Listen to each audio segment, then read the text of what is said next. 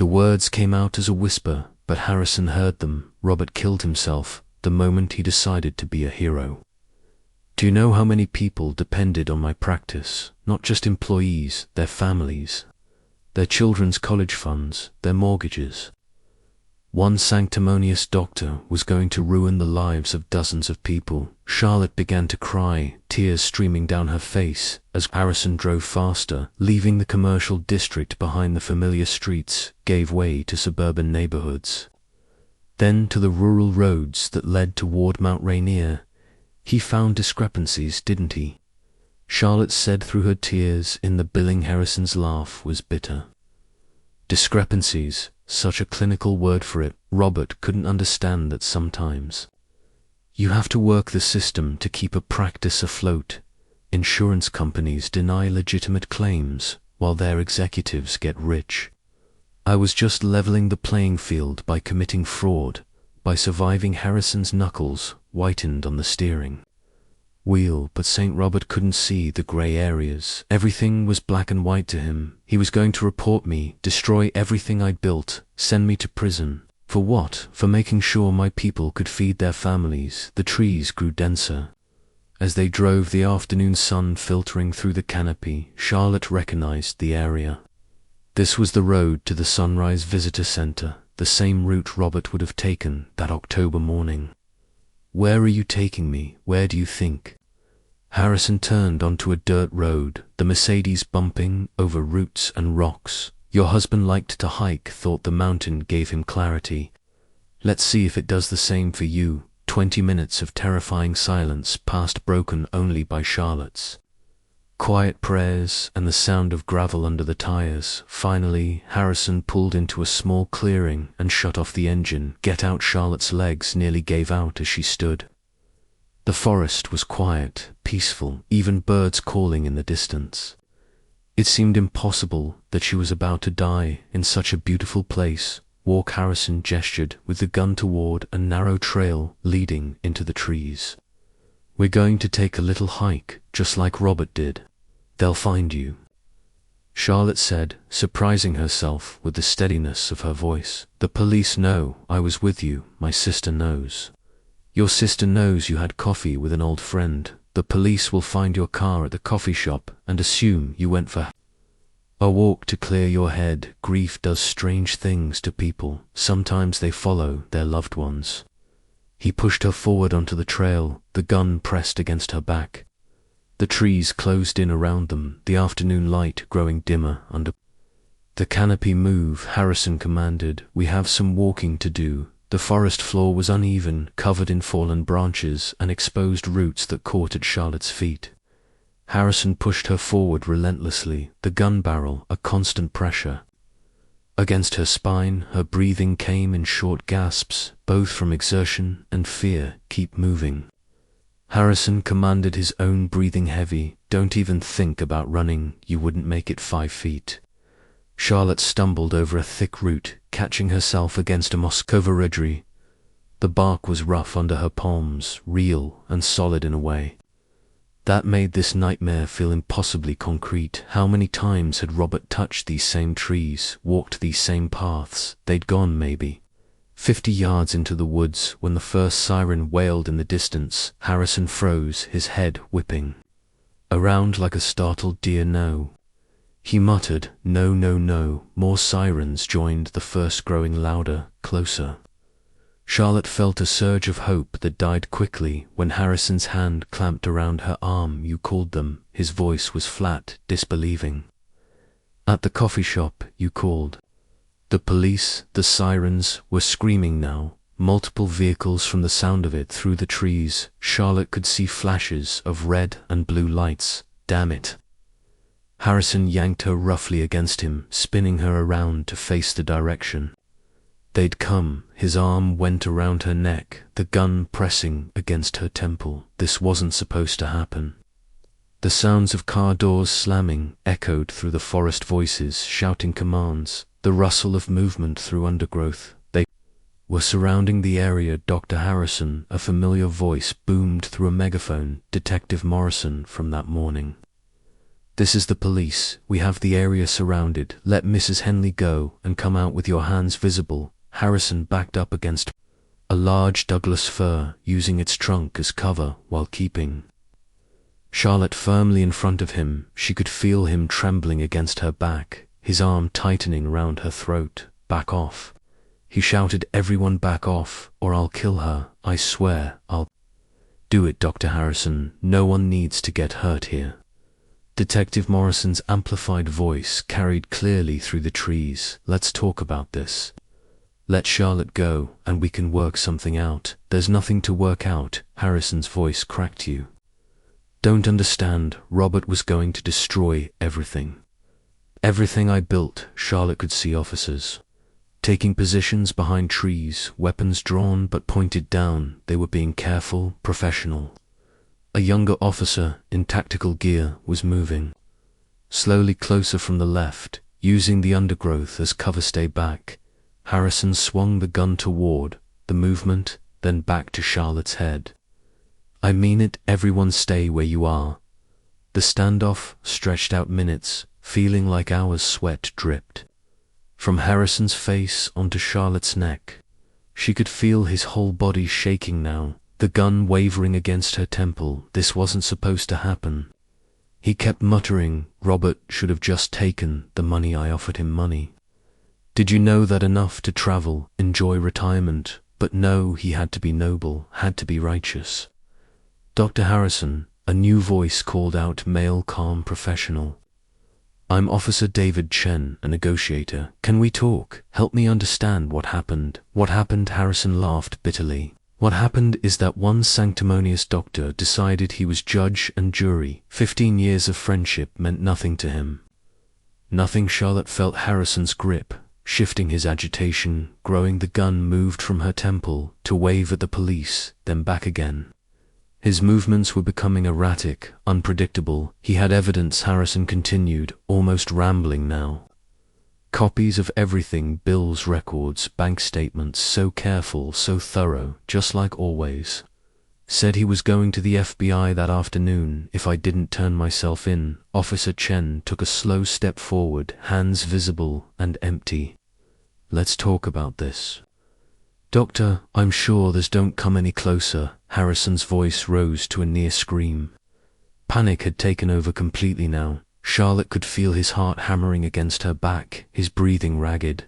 Chen took another small step. It was too much. Harrison made a sound somewhere between a sob and a snarl, raising the gun and bringing it down hard against the side of Charlotte's head. Pain exploded through her skull, white lights dancing across her vision. She cried out, her knees buckling, and suddenly she was falling. The moment Charlotte dropped, Harrison's human shield was gone. He looked down at her crumpled form, then at the circle of officers closing in, and made a desperate decision.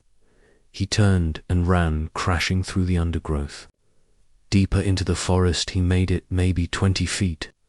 2 officers in tactical gear burst from concealment, hitting Harrison from both sides. They went down in a tangle of limbs, Harrison fighting wildly but hopelessly outmatched. Within seconds they had him face down in the pine needles, arms wrenched behind his back. "Stop resisting," one officer commanded as they cuffed him, but Harrison kept struggling, kept ranting. "You don't understand. Robert destroyed everything, my practice, my reputation, my life. He destroyed it all with his righteousness. 40 years of work gone because one man couldn't mind his own business." Charlotte held her hand to her bleeding head, the world spinning as EMTs rushed to her. She could hear Harrison still shouting as they hauled him to his feet, pine needles and dirt clinging to his expensive suit. He wouldn't listen. Harrison screamed. I begged him, offered him money, offered him anything, but he had to be the hero. Had to save the world. Well, where did it get him? Where did it get him? The EMTs were gentle, professional, checking Charlotte's pupils and pressing gauze to the gash on her scalp. "You're going to be okay." One assured her, "Just a nasty cut. We'll get you checked out at the hospital." Through her tears and pain, Charlotte watched as they dragged Harrison away, still ranting about Robert, about money, about everything being destroyed. The distinguished doctor she'd known for 15 years was gone, replaced by this wild-eyed stranger, covered in forest debris. Spitting accusations at a dead-man detective, Morrison knelt beside her as the EMTs worked. "You did good, Mrs. Henley. That 911 call saved your life." Charlotte nodded weakly, then winced at the pain it caused around them. The forest was full of activity. Officers, radios crackling, evidence being marked. The peaceful trail had become a crime scene, but Charlotte was alive. Unlike Robert, she would walk out of these woods. The thought brought fresh tears, but also a grim satisfaction. Harrison had failed. Whatever secrets Robert had, died protecting Harrison's attempts to bury them, had failed. Justice, delayed by 4 years, was finally coming. The fluorescent lights in the police station interview room made Charlotte's headache worse, but she refused to go to the hospital until she'd given her statement. A butterfly bandage held the cut on her head, closed the EMTs, assuring her it wouldn't need stitches. Detective Morrison sat across from her, a digital recorder between them, while a younger officer took notes. "Take your time, Mrs. Henley," Morrison said gently. "Start wherever you're comfortable." Charlotte began with the morning's discovery of the backpack, moved through Sarah's revelations at the medical practice, the storage unit findings, and finally, Harrison's increasingly erratic behavior. Her voice shook when she described the gun. The drive into the forest, the certainty that she was about to die where Robert had died. He kept saying Robert should have taken the money. Charlotte said that Robert was going to destroy everything. Morrison nodded. "Dr. Harrison is in interrogation. Room 2, would you like to take a break? Number, I need to know what happened to my husband." A knock on the door interrupted them. Another detective leaned in, whispered something to Morrison that made her eyebrows rise. "Mrs. Henley," Morrison said carefully, "Harrison's story is falling apart, quickly faced with the day planner evidence, and your statement. He's talking a lot." Charlotte's hands clenched in her lap. "What is he saying?" "I'll get the latest update. Officer Williams will stay with you." Morrison left, returning 15 minutes later with a grim expression and a thick folder. "Harrison broke down completely," she said. Sitting back down, "He's confessed to Robert's murder." The word hit Charlotte like a physical blow. Murder, not missing, not suicide, not accident. Murder. Morrison opened the folder. According to Harrison, he and 2 accomplices, men who worked at his practice doing what he calls off-the-books jobs, met Robert at the trailhead that morning. They told Robert they wanted to discuss a resolution to their, quote, misunderstanding. Said they could work things out privately. Robert believed them, apparently. He was wary, but willing to listen. Harrison convinced him they just needed to talk away from potential eavesdroppers. They followed him up the trail for about an hour, getting him far from any witnesses. Charlotte closed her eyes, picturing Robert hiking with those men, probably still hoping for a peaceful resolution. He'd always believed in people's better nature. They stopped at a remote viewpoint. Morrison continued. Harrison made one last attempt to buy Robert's silence when Robert refused and said he was going to the FBI that very afternoon. Harrison claims one of his accomplices pushed Robert, but given Harrison's pattern of lies, we suspect he gave the order, or did it himself. How the word came out as a whisper. It was a 200 feet drop onto rocks. Death would have been instantaneous. Morrison's voice softened. "He wouldn't have suffered, Mrs. Henley." Charlotte nodded, unable to speak. Morrison gave her a moment before continuing. Harrison and his accomplices made it look like Robert had gone off trail on his own. They damaged the GPS device to prevent tracking through the backpack in the river. They thought it would never be found. But why Charlotte finally managed what was worth killing for Morrison pulled out another document. This is where it gets complicated. Harrison has admitted to extensive insurance fraud. Over the past 15 years, he was billing for procedures never performed. Sometimes on patients who had died months earlier, the electronic records were altered too. Show treatments that never happened. Sarah mentioned he wouldn't let anyone help with the patient transitions, Charlotte said slowly. He took all the files home. He was covering his tracks. But that's not all. Morrison's expression darkened. Harrison was also involved in illegal organ trafficking. He was accepting black market money for organ transplants. Using his legitimate practice as a front, he had connections in major cities. A whole network of corruption. Charlotte felt sick. The man who delivered Robert's eulogy, who praised his integrity, had been running a criminal enterprise from behind his healer's facade. Robert discovered discrepancies during his final weeks. Morrison explained Harrison got sloppy, or maybe Robert was just that thorough. Financial records that didn't add up, patient files that didn't match billing, unusual deposits. Robert started investigating, quietly gathering evidence. The attorney, Charlotte said suddenly, he was consulting about whistleblower protections. He was building a case. Harrison found out, he won't say how, and tried to buy him off. When that failed, he tried threats. Robert didn't back down. An officer knocked and entered, speaking quietly to Morrison. Charlotte watched the detective's face change. A mix of satisfaction and sorrow. Mrs. Henley, Morrison said gently, based on Harrison's confession about the exact location, we sent a helicopter to the cliff area. They found remains. Charlotte's vision blurred with tears. For years of not knowing, and now the remains are lodged between rocks in a ravine. Recovery teams are working too to bring him home. I need to prepare you. After 4 years of exposure to weather and wildlife, identification will require DNA testing, and much is missing. Charlotte nodded, tears flowing freely now. But I can bury him. I can give him a proper funeral. Yes, Morrison said softly. You can. Charlotte wiped her eyes. What about Harrison's accomplices? He's naming names, trying to get a deal. 2 men who worked maintenance at his practice, did his dirty work. We have units picking them up now. The FBI is getting involved, given the interstate nature of the organ trafficking. This is big. Mrs. Henley, your husband uncovered something that goes beyond just one corrupt doctor. Charlotte thought about Robert's final week, the shaking hands.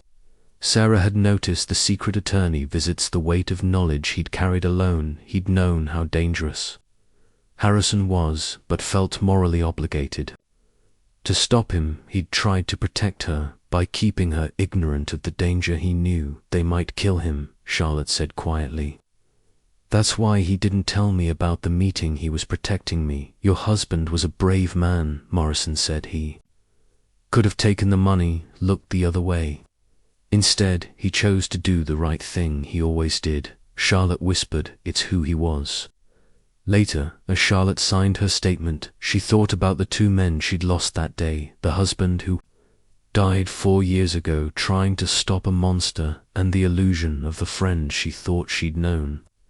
Harrison had sat at their dinner table, laughed at Robert's jokes, played the role of respected physician while running a criminal empire that destroyed lives. But Robert had seen through the mask, and even knowing the cost might be his life, he'd stood up to corruption. He'd gathered evidence, consulted lawyers, prepared to bring Harrison down properly. Legally, he'd died on the mountain he loved, pushed by men he'd trusted, but he died with his integrity intact. Charlotte left the police station as the sun was setting, painting Mount Rainier in shades of pink and gold. Somewhere on that mountain, recovery teams were bringing Robert home. The not knowing was over. The questions were answered. Her tears came fresh, but mixed with the grief was pride. Robert had died a hero, even if no one but her would ever know it.